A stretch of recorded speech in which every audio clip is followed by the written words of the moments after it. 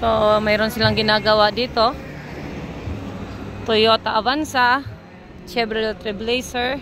Ito naman yung Honda na for road test namin. May Montero. Meron tayong Chevrolet Captiva, Nissan Patrol, Montero rin.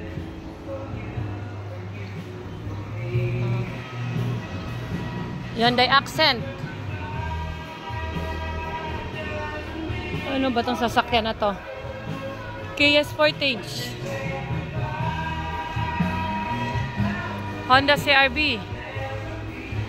Nissan Patrol.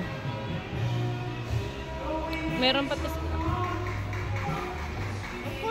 Wala. Chevrolet Sonic.